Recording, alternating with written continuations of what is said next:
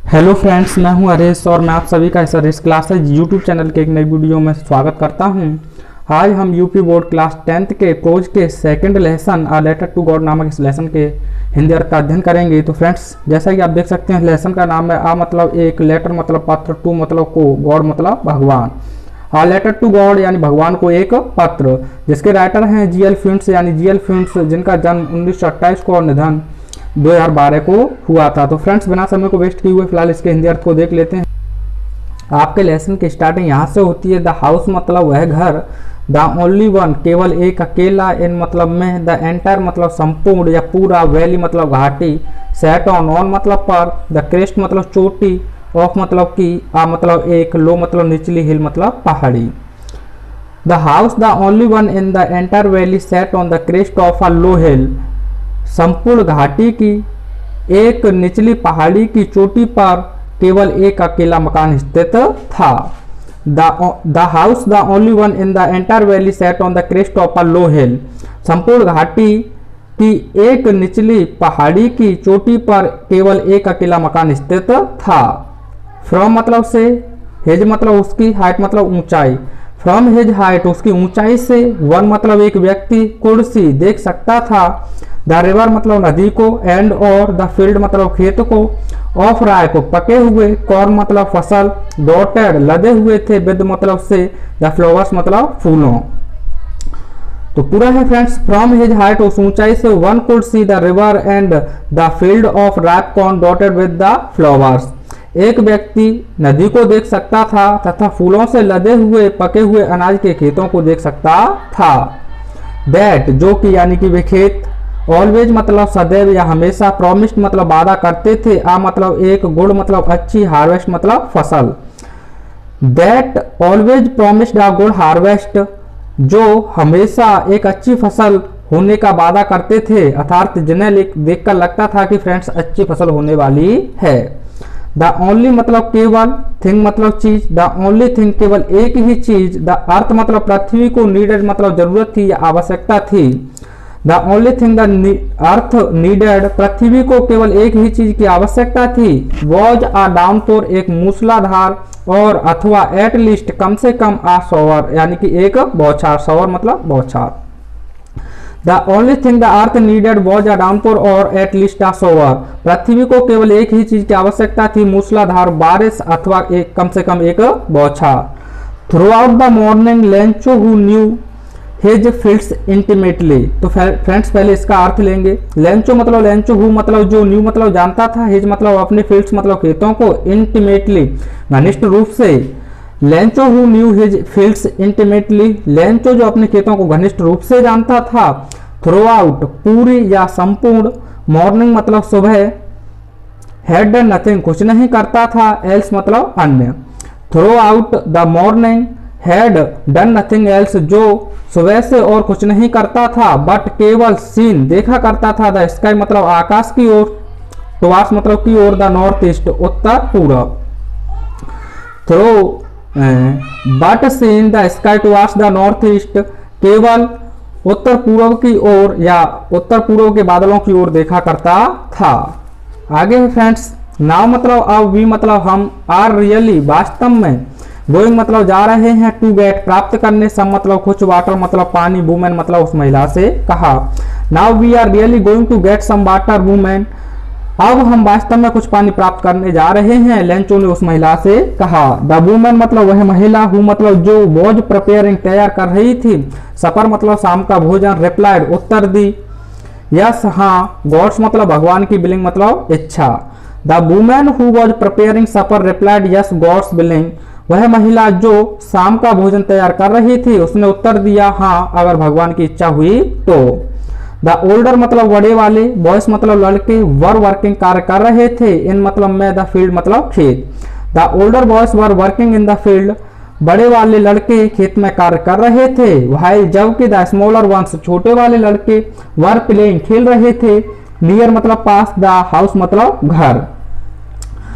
while the smaller ones were playing near the house, जबकि छोटे वाले लड़के घर के पास ही खेल रहे थे। until, जब तक the woman मतलब वह महिला, called मतलब पुकारती to them all, उन सभी को। until the woman called to them all, जब तक वह महिला उन सभी को पुकारती for come for dinner, आओ आकर खा लो, यानी रात्रि भोजन के लिए। आगे फ्रेंड्स, इट मतलब यह है, वॉज मतलब था, ड्यूरिंग मतलब दौरान, द मील मतलब भोजन, it was during the meal यह भोजन करने के समय के दौरान था। दैट जस्ट तभी, जस्ट एज जैसा कि ठीक, लेंचो मतलब लेंचो ने हैड प्रेडिक्टेड मतलब भविष्यवाणी कर दी। That just as Lencho had predicted तभी जैसा कि लेंचो ने भविष्यवाणी कर दी। बिग ड्रॉप्स, बिग मतलब बड़ी बड़ी, ड्रॉप्स मतलब बूंदे, ऑफ रेन बारिश की, बिगेन टू लगी, फॉल मतलब गिरने। Big drops of rain began to fall, बारिश की बड़ी बड़ी बूंदें गिरने लगी। इन मतलब में, द नॉर्थ मतलब उत्तर, ईस्ट मतलब पूर्व, ह्यूज मतलब विशाल या बड़े बड़े, माउंटेन्स मतलब पर्वत, ऑफ क्लाउड्स बादलों के, कुड भी दिए, सीन मतलब दिखाई, अप्रोचिंग मतलब आते हुए। In the north east huge mountains of clouds could be seen approaching, बादलों के बड़े बड़े या विशाल पर्वत उत्तर पूर्व की ओर से आते हुए दिखाई दिए। द एयर मतलब हवा, वॉज मतलब थी, फ्रेश मतलब ताजा या तरोताजा, एंड और स्वीट मतलब मीठी या मधुर। The air was fresh and sweet, हवा तरोताजा और मीठी थी। आगे फ्रेंड्स, द मैन यानी कि वह व्यक्ति यानी कि लेंचो, वेंट मतलब गया, आउट मतलब बाहर, फॉर मतलब के लिए, नो अदर कोई दूसरा, रीजन मतलब कारण, देन से या सिवाय, टू है पास था, द प्लीजर मतलब आनंद, ऑफ फीलिंग महसूस करना, द रेन मतलब उस बारिश का, ऑन हिज बॉडी अपने शरीर पर। The man went out for no other reason than to have the pleasure of feeling the rain on his body. Lencho या वह व्यक्ति अपने शरीर पर बारिश की बूंदों का आनंद लेने के सिवाय कोई दूसरा कारण नहीं था, इसीलिए वह बाहर गया हुआ था। एंड और, वहन मतलब जब, ही मतलब वह, रिटर्न मतलब लौटा। एंड वहन ही रिटर्न, और जब वह लौटा, ही एक्सक्लेम्ड तो वह आश्चर्य से चिल्लाया। आगे है फ्रेंड्स, दीज मतलब ये, आरंट नहीं है, रेन ड्रॉप्स बारिश की बूंदें, फॉलिंग जो गिर रही हैं, फ्रॉम मतलब से, द स्काई मतलब आकाश। These aren't rain drops falling from the sky, ये जो आकाश से गिर रही हैं ये बारिश की बूंदें नहीं हैं। दे मतलब वे, आर मतलब हैं, न्यू मतलब नए, कॉइन्स मतलब सिक्के, दे आर न्यू कॉइन्स वे तो नए सिक्के हैं। The big drops, the big मतलब बड़ी बड़ी, ड्रॉप्स मतलब बूंदें, आर मतलब हैं 10 सेंट्स पीसेज 10 सेंट के बराबर। The big drops are 10 cents, और जो बारिश की बड़ी बड़ी बूंदें हैं वे 10 सेंट्स के बराबर हैं। एंड और द लिटिल वंस आर 5, और जो छोटी वाली बारिश की बूंदें हैं वे 5 सेंट्स के बराबर हैं। विद मतलब से, आ मतलब एक, सेटिस्फाइड संतुष्ट, एक्सप्रेशन मतलब भाव, विद अ सेटिस्फाइड एक्सप्रेशन एक संतुष्ट भाव से, ही मतलब उसने यानी कि लेंचो ने, रिगार्डेड ध्यान से देखा, द फील्ड मतलब उन खेतों को, ऑफ रैप कॉर्न जो पके हुए अनाज के थे, विद से, इट्स फ्लावर उसके फूलों। With a satisfied expression he regarded the field of ripe corn with its flowers, उसने एक संतुष्ट भाव से अपने पके हुए अनाज के खेतों को ध्यान से देखा। ड्रैप्ड जो ढके हुए थे, इन मतलब में, अ कर्टन मतलब एक चादर या पर्दा, ऑफ रेन बारिश का। Draped in a curtain of rain जो कि बारिश के एक पर्दे में ढके हुए थे। बट लेकिन, सडनली मतलब अचानक, आ मतलब एक, स्ट्रॉन्ग मतलब तेज, विंड मतलब हवा, बिगेन टू लगी, बिलो मतलब बहने या चलने, एंड और, अलोंग विद और उसके साथ साथ, the rain very large stones यानी उस बारिश के साथ साथ बड़े बड़े ओले, बिगेन टू फॉल गिरने लगे, हेल स्टोन्स मतलब ओले। तो but suddenly a strong wind began to blow, लेकिन अचानक एक तेज हवा चलने लगी, या फिर आप कह सकते हो तूफान चलने लगा। And along with the rain very large hail stone began to fall, तथा उस बारिश के साथ साथ बड़े बड़े ओले भी गिरने लगे। दीज मतलब ये, ट्रूली मतलब वास्तव में, डिड रिसेंबल लग रहे थे, न्यू मतलब नए, सिल्वर मतलब चांदी के, कॉइन्स मतलब सिक्के। तो लेंचो कहता है these truly did resemble new silver coins, ये वास्तव में चांदी के नए सिक्के लग रहे थे। द बॉयज मतलब वे लड़के, एक्सपोजिंग खुला छोड़ना या कपड़े उतार कर जाना, themselves अपने आप को, टू द रैन दौड़े, रैन आउट बाहर, टू कलेक्ट इकट्ठा करने को या बटोरने को, द फ्रोजन जमे हुए, फ्रीज का थर्ड फॉर्म है फ्रेंड्स, तो फ्रोजन जमे हुए, पल्स मतलब मोती। The boys exposing themselves to the rain run out to collect the frozen pearls, वे लड़के कपड़े उतारकर बारिश में उन जमे हुए मोतियों को इकट्ठा करने के लिए दौड़े। तो आगे फ्रेंड्स, इट्स यह रियली मतलब वास्तव में, गेटिंग हो रहा है, बैड मतलब बुरा, नाउ मतलब how. It's really getting bad now, यह वास्तव में बुरा हो रहा है, एक्सक्लेम्ड द मैन, उस व्यक्ति ने कहा, यानी कि लेंचो ने कहा। It's really getting bad now, exclaimed the man, Lencho ने कहा अब यह वास्तव में बुरा हो रहा है। आई मतलब मुझे, होप मतलब उम्मीद है, इट मतलब यह पासेज गुजर जाएगा, क्विकली मतलब जल्दी से। I hope it Passage quickly, मुझे उम्मीद है कि यह जल्दी से गुजर जाएगा, यानी जल्दी ही थम जाएगा। इट डिड नॉट, इट मतलब यह डिड नॉट नहीं, पास मतलब गुजरा, क्विकली मतलब जल्दी। It did not pass quickly, अगर यह जल्दी नहीं गुजरा या बंद हुआ, फॉर के लिए, एन मतलब एक, आवर मतलब घंटा, फॉर एन आवर एक घंटे तक, द हेल मतलब ओले, रैंड मतलब बरसे, ऑन मतलब पर, द हाउस मतलब घर, द गार्डन उस बगीचे पर, हिल साइड पहाड़ी पर, द कॉर्नफील्ड पके हुए अनाज के खेतों पर, ऑन द होल, ऑन मतलब पर, द होल मतलब संपूर्ण, वैली मतलब घाटी। For an hour the hail rained on the house, the garden, the hill side, the cornfield, on the whole valley. ओले घर पर, बगीचे पर, पहाड़ी पर, पके हुए अनाज के खेतों पर, संपूर्ण घाटी पर एक घंटे तक बरसे। द फील्ड मतलब वह खेत, वॉज मतलब था, व्हाइट मतलब सफेद, द फील्ड वॉज सफेद, खेत सफेद हो गया था। द फील्ड वॉज व्हाइट यानी खेत सफेद हो गया था। एज इफ मानो, कवर्ड ढक गया हो, विद साल्ट, साल्ट मतलब नमक, as if covered with salt, मानो जैसे कि वह नमक से ढक गया हो। नॉट अ लीफ, एक भी, लीफ मतलब पत्ती, रिमेंडेड बनी बची थी, ऑन मतलब पर, द ट्रीज मतलब पेड़ों। Not a leaf remained on the trees, पेड़ों पर भी एक भी पत्ती नहीं बची थी। द कॉर्न यानी कि वह फसल, वॉज टोटली पूर्ण रूप से, डेस्ट्रॉय नष्ट हो गई थी, डेस्ट्रॉयड मतलब नष्ट होना। The corn was totally destroyed, फसल पूर्ण रूप से नष्ट हो गई थी। द फ्लावर्स मतलब फूल, वर गॉन जा चुके थे यानी झड़ चुके थे, फ्रॉम द प्लांट्स पेड़ों से। The flowers were gone from the plants, पेड़ों से फूल भी झड़ चुके थे। लेंचोज मतलब लेंचो की, साउल मतलब आत्मा, वॉज फिल्ड भर गई थी, विद सैडनेस दुख से। Lencho Saul was filled with sadness, Lencho की आत्मा दुख से भर गई थी। वैन मतलब जब, द स्टॉर्म मतलब तूफान, हेड पास्ट गुजरा या थमा, वैन द स्टॉर्म पास्ट जब तूफान गुजरा, ही मतलब वह स्टूड खड़ा हो गया, इन मतलब में, द मिडिल मतलब मध्य, ऑफ द फील्ड खेत के, एंड और सेड टू हिज सन्स और अपने पुत्रों से कहा। When the storm had passed, he stood in the middle of the field and said to his sons, जब तूफान गुजरा वह अपने खेत के मध्य में खड़ा हो गया और अपने पुत्रों से कहा। तो फ्रेंड्स क्या कहता है, आ प्लेग मतलब महामारी या झुंड ऑफ लोकट्स यानी कि टिड्डियों का, वुड हैव लेफ्ट छोड़ देता, मोर मतलब अधिक, देन दिस इसकी अपेक्षा। A plague of locusts would have left more than this, अगर टिड्डियों ने इस पर हमला किया होता तो इससे कहीं अधिक छोड़ दिया होता। द हेल मतलब इस ओले ने तो हैज लेफ्ट नहीं छोड़ा है, नथिंग मतलब कुछ भी।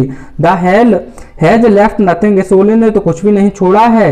दिस ईयर्स इस वर्ष, वी मतलब हम, विल हैव नो कॉर्न हमारे पास कोई फसल नहीं होगी। This year we will have no corn, इस वर्ष हमारे पास कोई फसल नहीं होगी। आगे है दैट नाइट, उस रात, वाज मतलब थी, आ सोरोफुल वन दुख भरी रातों में से एक। That night was a sorrowful one, वह रात दुख भरी रातों में से एक थी। All our work for nothing, हमारा कार्य कुछ नहीं रहा, यानी कि जो उन्होंने कार्य किया था उसका कुछ भी नहीं बचा। देयर इज नो वन, वहां कोई ऐसा नहीं था, हु मतलब जो, कैन हेल्प अस, जो हमारी सहायता कर सके या मदद कर सके। There is no one who can help us, वहां ऐसा कोई नहीं था जो हमारी मदद कर सकता था। वी विल या वी सेल, हम ऑल सभी गो रहेंगे, हंगरी मतलब भूखा, दिस ईयर्स मतलब इस वर्ष। We will all go hungry this years, इस वर्ष हमें भूखा रहना पड़ेगा। बट लेकिन इन द हार्ट्स, इन मतलब में, द हार्ट्स मतलब हृदय, ऑफ ऑल उन सभी के, हु मतलब जो, लिव्ड मतलब रहते थे, इन मतलब में, दैट मतलब उस, सॉलिटरी अकेले, हाउस मतलब घर, इन मतलब में, द मिडिल मतलब मध्य, ऑफ वैली उस घाटी के। But in the hearts of all who lived in that solitary house in the middle of the valley, उस घाटी के मध्य में, उस अकेले मकान में जो रहते थे, उन सभी के हृदय में, there was a single hope, there was थी, अ सिंगल मतलब एक, होप मतलब उम्मीद, हेल्प फ्रॉम गॉड भगवान से सहायता। तो there was a single hope, help from God. तो पूरा है friends, but in the hearts of all who lived in that solitary house in the middle of the valley there was a single hope, help from God। वे लोग जो उस घाटी के मध्य में उस अकेले मकान में रहते थे, उन सभी के हृदय में केवल एक ही उम्मीद थी, भगवान से सहायता। तो आगे है फ्रेंड्स, लेंचो अपने आप से कहता है, डोंट बी मत होइए, डोंट मतलब मत, बी मतलब होइए, सो मतलब इतने अपसेट मतलब दुखी, डोंट बी सो अपसेट, इतने दुखी मत होइए, इवन दो भले ही, दिस मतलब यह, सिम्स मतलब लगता है, लाइक मतलब की तरह, आ टोटल लॉस कि सब कुछ नष्ट हो गया है, even though this seems like a total loss, यद्यपि या भले ही ऐसा प्रतीत होता है कि सब कुछ नष्ट हो गया है, रिमेंबर याद रखो, नो वन कोई भी, डाइज मतलब मरता है, ऑफ हंगर भूख से, no one dies of hunger, यानी कि यह ध्यान रखो कि कोई भी भूख से नहीं मरता है। दैट वॉट जैसा कि कहते हैं, दे से जैसा कि कहते हैं, या फिर आप कह सकते हो दैट इज वॉट यानी के लिए या इसीलिए, दे से कहते हैं इसीलिए वे कहते हैं, नो वन कोई भी, डाइज मतलब मरता है, ऑफ हंगर मतलब भूख से, that is what they say no one dies of hunger, इसीलिए वे कहते हैं कि कोई भी भूख से नहीं मरता है। ऑल थ्रो, ऑल मतलब सभी, थ्रो मतलब से, द नाइट मतलब रात्रि, ऑल थ्रो द नाइट पूरी रात भर, लेंचो मतलब लेंचो, थॉट मतलब सोचा, ओनली मतलब केवल, ऑफ हिज, ऑफ मतलब की, हिज मतलब अपनी, वन मतलब एक, होप मतलब उम्मीद, all through the night Lencho thought only of his one hope, पूरी रात भर लेंचो ने अपनी केवल एक उम्मीद या एक आशा के बारे में सोचा। द हेल्प यानी कि सहायता, ऑफ गॉड मतलब भगवान से, द हेल्प ऑफ गॉड यानी भगवान से सहायता।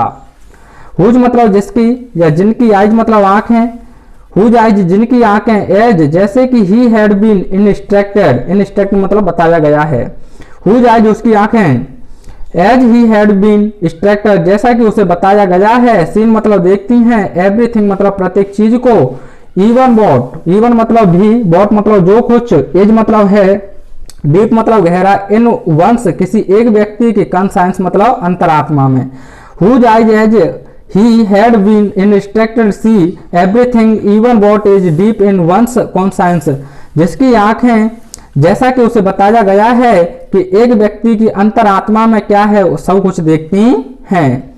तो आगे फ्रेंड्स, लेंचो मतलब लेंचो, वॉज मतलब था, एन ऑक्स मतलब एक बैल, ऑफ अ मैन एक व्यक्ति, Lencho was an ox of a man, Lencho एक मेहनती व्यक्ति था, वर्किंग जो कार्य करता था, लाइक मतलब की तरह, एन एनिमल एक पशु की, इन द फील्ड्स मतलब खेतों में, Lencho was an ox of a man working like an animal in the fields, Lencho एक बैल की तरह था, या आप कह सकते हो लेंचो एक परिश्रमी व्यक्ति था जो पशुओं की तरह खेतों में कार्य करता था। बट लेकिन स्टिल मतलब फिर भी, ही मतलब वह, न्यू मतलब जानता था, हाउ टू राइट कैसे लिखा जाता है, but still he knew how to write, लेकिन फिर भी वह जानता था कि ऐसे लिखे जाता है।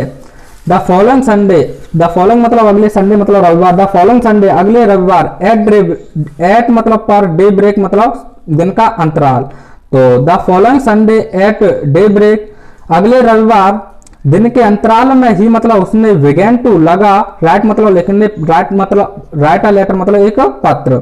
ही began to write a letter वह एक पत्र लिखने लगा। विच मतलब जैसे ही मतलब वह हिमसेल्फ मतलब खुद ही कोड कैरी ले जाएगा टू टाउन मतलब कस्बे तक एंड और प्लेस डाल देगा इन द मेल यानी उस मेल में। तो पूरा है friends. The following Sunday at the break he began to write letter which he himself could carry to town and place in the mail. अगले रविवार दिन के अंतराल में उसने एक पत्र लिखने लगा जिसे वह खुद ही कस्बे तक ले जाएगा और उसे मेल में डाल देगा। इट मतलब यह बोझ मतलब था, नथिंग मतलब कुछ भी, लेस मतलब कम, देन मतलब अपेक्षा या से, अ लेटर मतलब एक पत्र, टू गॉड मतलब भगवान को। It was nothing less than a letter to God, यह भगवान को एक पत्र से कुछ कम नहीं था। तो फ्रेंड्स फिलहाल इस वीडियो में इतना ही, मिलते हैं नेक्स्ट वीडियो में। Till take care and have